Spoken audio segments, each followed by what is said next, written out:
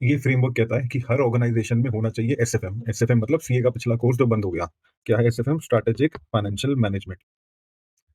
General knowledge समझेंगे, complicate नहीं करेंगे। Strategic financial management.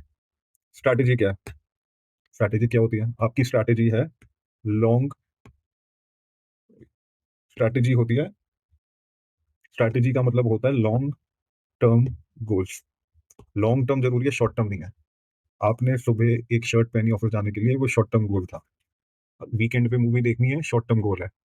आपने 18-19 साल की उम्र में फैसला लिया मैं सीए बनूंगा। इसका मतलब सीए बनूंगा या बनूंगी मतलब मैं 18-19 साल से लेके जब तक मैं रिटायर नहीं होता, 50, 55, 60, मतलब मैं अपनी जिंदगी का मेजर पोर्शन 40 साल से 45 साल फाइनेंस फंक्शन को दूंगा।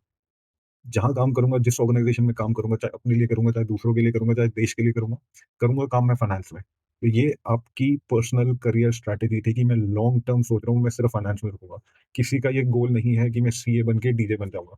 ये हो सकता है मे भी कुछ लोगों का इंटरेस्ट लूज होता है। 99% ये नहीं चाहेंगे कि मैं इतना हार्ड कोर्स करके डीजे बन जाऊं या ट्रैवल एंड टूर एजेंट बन जाऊं। तो strategy is long term goals.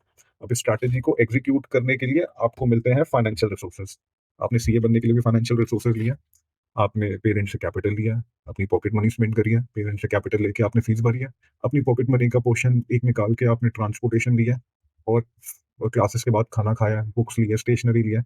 तो एक स्ट्रैटेजी को एग्जीक्यूट करने के लिए लगते हैं थोड़े से फाइनेंशियल रिसोर्सेज। और फाइनेंशियल रिसोर्सेज को हमने करना पड़ता है कंट्रोल। और अगर ये बड़े लेवल पे हो, इंडिविजुअल लेवल पे ना हो, तो इसको फाइनेंशियल रिसोर्सेज को मैनेज करने के लिए और कंट्रोल करने के लिए हमें बनाने पड़ते हैं थोड़े सिस्टम्स। Real life example. हर कॉर्पोरेट में एक सिस्टम होता है कि जब पैसे जाएंगे तो एक कैश बुक साइन होगी, एक कैश रिसीप्ट साइन होगी।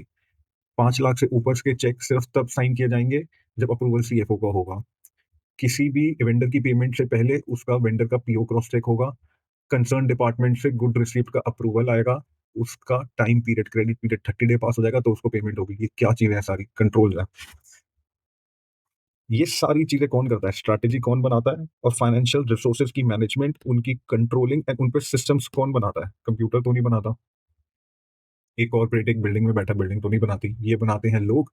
और उस जो लोग ये बनाएंगे कॉर्पोरेट में, हायर हायरार्की पे जो होंगे, जो अपर लेवल पे काम करते होंगे, उस ग्रुप को हम क्या बोलते हैं? मैनेजमेंट। तो आज के बाद आप एसएफएम नहीं भूलोगे कि स्ट्रैटेजिक फाइनेंशियल मैनेजमेंट क्यों होनी चाहिए और क्या होती है। आपको जिंदगी भर अब ये कभी रट्टा नहीं मारना पड़ेगा।